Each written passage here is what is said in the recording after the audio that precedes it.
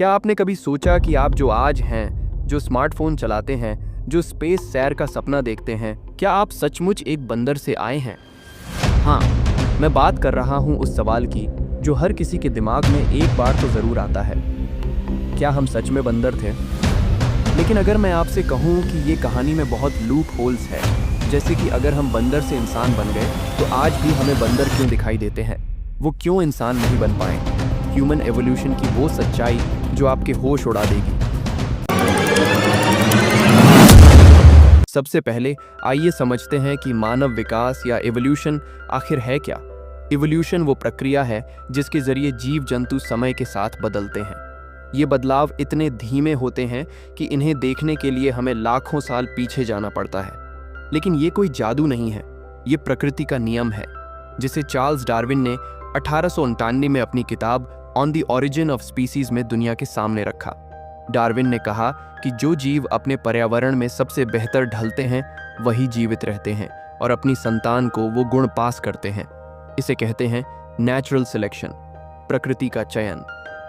लेकिन रुकिए, ये तो सिर्फ शुरुआत है। जब बात मानव विकास की आती है तो लोग अक्सर कहते हैं, अरे क्या हम बंदरों से आए हैं? ये सवाल इतना मशहूर है कि इसे मीम्स, जोक्स और यहाँ तक कि गर्मा गर्म बहसों में भी इस्तेमाल किया जाता है। लेकिन सच्चाई ये है कि हम बंदरों से सीधे नहीं आए, बल्कि हम और आधुनिक बंदर जैसे चिंपैंजी या गोरिल्ला एक साझा पूर्वज से आए हैं जो लाखों साल पहले धरती पर रहता था। तो ये कहना कि हम बंदर थे उतना सही नहीं है जितना ये कहना कि हमारा एक पुराना रिश्तेदार बंदर जैसा था। तो ये साझा पूर्वज कौन था और हम इंसानों में कैसे बदले? इसके लिए हमें समय में बहुत पीछे जाना होगा, लगभग 7 मिलियन साल पहले अफ्रीका की घनी जंगलों में। लेकिन उससे पहले एक और ज़रूरी सवाल, क्या आप जानते हैं कि एक ऐसी खोज थी जिसने वैज्ञानिकों को ये सोचने पर मजबूर कर दिया कि शायद हमारा विकास उतना सीधा साधा नहीं है जितना हम सोचते हैं? वो खोज क्या थी? क्या होगा अगर मैं आपसे कहूं कि एक समय था जब हमारे पूर्वज ना तो पूरी तरह इंसान थे, ना ही पूरी तरह बंदर। एक ऐसी प्रजाति जो जंगल में रहती थी, पेड़ों पर चढ़ती थी, लेकिन धीरे धीरे 2 पैरों पर चलना सीख रही थी। और फिर एक ऐसी खोज हुई जिसने पूरी दुनिया को हिलाकर रख दिया। एक खोज जिसने हमें बताया कि हमारी कहानी की शुरुआत अफ्रीका की मिट्टी में छिपी थी। तैयार हैं उस कहानी में डूबने के लिए जहां से हमारी असली शुरुआत हुई। लगभग 7 मिलियन साल पहले अफ्रीका के घने जंगलों में एक प्रजाति रहती थी जिसे वैज्ञानिक सहेलंथ्रोपुस चादेंसिस कहते हैं। ये वो साझा पूर्वज था जिससे हम इंसान और चिंपैंजी दोनों आए। लेकिन रुकिए, ये कोई सुपर हीरो जैसा जीव नहीं था। ये छोटा सा प्राणी था जिसका दिमाग आज के चिंपैंजी से भी छोटा था। फिर भी इसकी एक खासियत थी, ये 2 पैरों पर चलने की कोशिश करता था। तो क्या हुआ कि ये प्राणी जो पेड़ों पर लटकने में माहिर था, जमीन पर चलने लगा? इसका जवाब है पर्यावरण। लाखों साल पहले अफ्रीका का जंगल धीरे धीरे सवाना में बदल रहा था। पेड़ कम हो रहे थे और खुले मैदान बढ़ रहे थे। जो प्राणी 2 पैरों पर चल सकते थे वो दूर तक देख सकते थे, शिकारियों से बच सकते थे और भोजन की तलाश कर सकते थे। ये था प्रकृति का पहला बड़ा टेस्ट और हमारे पूर्वजों ने इसे पास किया। सोचिए, ये ऐसा था जैसे प्रकृति ने एक बड़ा सा रियलिटी शो आयोजित किया हो जिसमें जीतने वाले को मिलता था जीवन, और हमारे पूर्वज धीरे धीरे इस शो के सितारे बन गए। लेकिन ये सिर्फ शुरुआत थी। अगले कुछ मिलियन सालों में कई और प्रजातियां आईं, जैसे ऑस्ट्रेलोपिथेकस अफरेंसिस, जिसकी सबसे मशहूर खोज थी लूसी। 1974 में इथियोपिया में मिला लूसी का कंकाल वैज्ञानिकों के लिए किसी खजाने से कम नहीं था। लूसी 2 पैरों पर चलती थी, लेकिन उसका दिमाग अभी भी छोटा था। फिर भी वो हमारी तरह थी। उसके सपने, उसकी कोशिशें और उसका जीवट हमें आज भी प्रेरित करता है। लेकिन उसकी कहानी हमें सिखाती है कि हर छोटा कदम मायने रखता है। लूसी के बाद आए होमो हैबिलिस, जिन्हें हैंडीमैन कहा जाता था क्योंकि इन्होंने पत्थरों से औजार बनाना शुरू किया। फिर आए होमो इरेक्टस, जिन्होंने आग का इस्तेमाल सीखा और अफ्रीका से बाहर निकलकर एशिया और यूरोप तक फैल गए।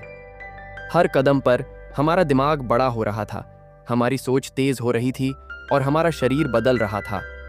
लेकिन सवाल ये है, क्या ये बदलाव इतने आसान थे या इसमें कुछ ऐसी चुनौतियां थीं जिन्हें हम आज भी पूरी तरह नहीं समझ पाए? क्या आप जानते हैं कि एक समय ऐसा था जब हमारे पूर्वजों को न सिर्फ प्रकृति से बल्कि अपनी ही प्रजातियों से लड़ना पड़ा? अगले सेक्शन में हम आज के मानव विकास की दुनिया में जाएंगे, जहां विवाद, चुनौतियां और कुछ चौंकाने वाले सच इंतजार कर रहे हैं। आज जब हम मानव विकास की बात करते हैं, तो क्या आपको लगता है कि सारी दुनिया इस सच्चाई को मान चुकी है? गलत। 21वीं सदी में भी मानव विकास एक ऐसा विषय है जो वैज्ञानिकों, धर्मों और आम लोगों के बीच गर्मागर्म बहस का कारण बनता है। लेकिन क्या होगा अगर मैं आपसे कहूं कि इस कहानी में कुछ ऐसे ट्विस्ट हैं जो शायद वैज्ञानिकों को भी हैरान कर देते हैं? चलिए आज की दुनिया में मानव विकास के सच और उसकी चुनौतियों को खोलते हैं। आज मानव विकास का विज्ञान पहले से कहीं ज्यादा उन्नत है। हमारे पास डीएनए टेक्नोलॉजी है जिसने हमें यह समझने में मदद की है कि हम चिंपैंजी से 98% जीन शेयर करते हैं। हमारे पास ऐसे जीवाश्म हैं जो हर साल नई कहानियां बयान करते हैं, लेकिन फिर भी कई सवाल अनसुलझे हैं। उदाहरण के लिए होमो सेपियंस यानी हम कैसे बने, और हमारे करीबी रिश्तेदार जैसे निएंडरथाल्स और डेनिसोवंस कहां गए। वैज्ञानिकों का मानना है कि होमो सेपियंस लगभग 3 लाख साल पहले अफ्रीका में उभरे, लेकिन यहाँ ट्विस्ट आता है, हम अकेले नहीं थे। निएंडरथाल्स और डेनिसोवंस जैसे हमारे चचेरे भाई बहन भी धरती पर मौजूद थे। और चौंकाने वाली बात, हमने उनके साथ सिर्फ युद्ध ही नहीं लड़े, बल्कि उनके साथ बच्चे भी पैदा किए।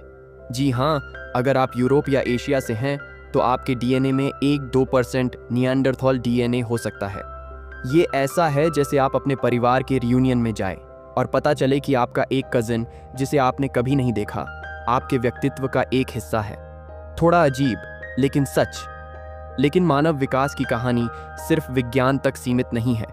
आज कई लोग इस थ्योरी को धर्म और संस्कृति के चश्मे से देखते हैं। कुछ धर्मों में मान्यता है कि इंसान को किसी दैवीय शक्ति ने बनाया। भारत में उदाहरण के लिए कई लोग मानते हैं कि मानव जीवन की शुरुआत किसी ईश्वरीय योजना का हिस्सा थी। तो क्या विज्ञान और धर्म एक दूसरे के दुश्मन हैं, या क्या ये दोनों एक ही सिक्के के 2 पहलू हो सकते हैं? और यहाँ एक और विवाद है, क्या हमारा विकास अभी भी हो रहा है? कुछ वैज्ञानिक कहते हैं कि आधुनिक टेक्नोलॉजी और मेडिसिन ने प्राकृतिक चयन को रोक दिया है, लेकिन दूसरों का मानना है कि हम अभी भी बदल रहे हैं, शायद पहले से ज्यादा तेजी से। उदाहरण के लिए, क्या आप जानते हैं कि कुछ इंसानों में अब ऐसी जीन विकसित हो रही हैं जो हमें ज्यादा प्रोसेस्ड खाना पचाने में मदद करती हैं? लेकिन ये बदलाव हमें कहाँ ले जाएंगे? क्या होगा अगर मैं आपसे कहूँ कि मानव विकास की कहानी में कुछ ऐसे राज्य हैं जो वैज्ञानिक भी पूरी तरह नहीं समझ पाए, कुछ ऐसी खोजें जो हमारे इतिहास को फिर से लिख सकती है, और कुछ ऐसे सच जो हमारे दिलों को छू जाते हैं, क्योंकि वो बताते हैं कि हम इंसान कितने खास हैं और कितने नाजुक। हमारा दिमाग, क्या आप जानते हैं कि हमारा दिमाग जो आज हमें अंतरिक्ष में भेजता है, वो लाखों साल पहले सिर्फ जीवित रहने के लिए बना था। लेकिन एक समय ऐसा आया जब हमारे पूर्वजों ने सिर्फ औजार ही नहीं बनाए, बल्कि कला, संगीत और कहानियां बनाना शुरू किया। लगभग 40,000 साल पहले होमो सेपियंस ने गुफाओं में चित्र बनाए जो आज भी हमें हैरान करते हैं। ये सिर्फ चित्र नहीं थे, ये हमारी आत्मा की आवाज थी। कल्पना कीजिए, एक गुफा में बैठा एक इंसान जो सूरज ढलने के बाद मिट्टी और रंगों से अपनी कहानी बयान करता है। वो नहीं जानता था कि उसकी ये छोटी सी कोशिश एक दिन हमें स्मार्टफोन्स और सिनेमा घरों तक ले जाएगी, लेकिन उसने सपना देखा, और यही हमें इंसान बनाता है। दूसरा सच, हमारे विकास ने हमें सिर्फ मजबूत नहीं बनाया, बल्कि कमजोर भी किया। उदाहरण के लिए, हमारी रीढ़ की हड्डी जो हमें 2 पैरों पर चलने में मदद करती है, वो आज भी पूरी तरह अनुकूल नहीं है। यही कारण है कि आज इतने सारे लोग पीठ दर्द से जूझते हैं। ये प्रकृति का एक ट्रेड ऑफ था, हमने सीधे चलने की कीमत चुकाई। और क्या आप जानते हैं कि होमो फ्लोरेसियंसिस, जिन्हें हॉबिट कहा जाता है, एक ऐसी प्रजाति थी जो सिर्फ 3 फीट लंबी थी। ये छोटे इंसान इंडोनेशिया के एक द्वीप पर 50,000 साल पहले तक जीवित थे। ये खोज वैज्ञानिकों के लिए एक पहेली थी, क्योंकि इसने साबित किया कि मानव विकास की कहानी उतनी रैखिक नहीं है जितनी हम सोचते हैं। मानव विकास ने हमें धरती का सबसे शक्तिशाली प्राणी बनाया, लेकिन इसने हमें जिम्मेदारी भी दी। हमने जंगलों को काटा, शहर बनाए और पर्यावरण को बदल दिया। लेकिन क्या हमने कभी सोचा कि हमारी ये प्रगति हमें कहाँ ले जा रही है? क्या हमारा विकास हमें बचाएगा या हमें खत्म कर देगा? और अब सबसे बड़ा सवाल, क्या हमारा विकास अभी खत्म नहीं हुआ है? क्या हम भविष्य में कुछ और बनने जा रहे हैं? क्या होगा अगर मैं आपसे कहूं कि हमारा विकास अभी खत्म नहीं हुआ है, कि हम जो आज हैं वो सिर्फ एक पड़ाव है और भविष्य में हम कुछ ऐसा बन सकते हैं जो आज के किसी साइंस फिक्शन मूवी से भी ज्यादा अजीब हो। लेकिन सवाल ये है, क्या हम उस भविष्य के लिए तैयार? वैज्ञानिकों का मानना है कि हमारा विकास अब प्रकृति से ज्यादा टेक्नोलॉजी पर निर्भर है। आज हम जीन एडिटिंग टेक्नोलॉजी जैसे क्रिस्पर का इस्तेमाल करके अपने डीएनए को बदल सकते हैं। इसका मतलब है कि हम बीमारियों को खत्म कर सकते हैं, अपनी बुद्धिमत्ता बढ़ा सकते हैं और शायद अपनी उम्र भी। लेकिन ये सवाल उठता है, क्या हम इंसान बने रहेंगे या कुछ और बन जाएंगे? ये ऐसा है जैसे हम अपनी किताब का अगला अध्याय खुद लिख रहे हैं, लेकिन क्या हम सही शब्द चुन रहे हैं या गलत कहानी लिखने जा रहे हैं? कुछ वैज्ञानिक कहते हैं कि भविष्य में हम अपने दिमाग को मशीनों के साथ जोड़ सकते हैं, एक तरह का साइबॉर्ग बन सकते हैं। दूसरों का मानना है कि हम अंतरिक्ष में कॉलोनियां बनाएंगे और वहां का पर्यावरण हमें पूरी तरह बदल देगा। उदाहरण के लिए, मंगल ग्रह पर कम गुरुत्वाकर्षण के कारण हमारी हड्डियां और मांसपेशियां बदल सकती हैं। सोचिए, एक दिन आपका पोता पोती मंगल पर खड़े हों और आपसे कहें, दादाजी आप धरती पर कैसे रह लेते थे? ये सुनकर आपको कैसा लगेगा? गर्व या डर? तो दोस्तों, आप क्या सोचते हैं? क्या हमारा विकास हमें बेहतर बनाएगा या हमें एक ऐसी दुनिया में ले जाएगा जहां हम अपनी पहचान खो देंगे? नीचे कमेंट में अपनी राय जरूर बताएं। और अगर आपको ये कहानी पसंद आई तो इस वीडियो को लाइक करें, शेयर करें और हमारे चैनल को सब्सक्राइब करें, क्योंकि ये सिर्फ एक वीडियो नहीं है, ये हमारी कहानी है। फिर मिलते हैं एक नई कहानी के साथ।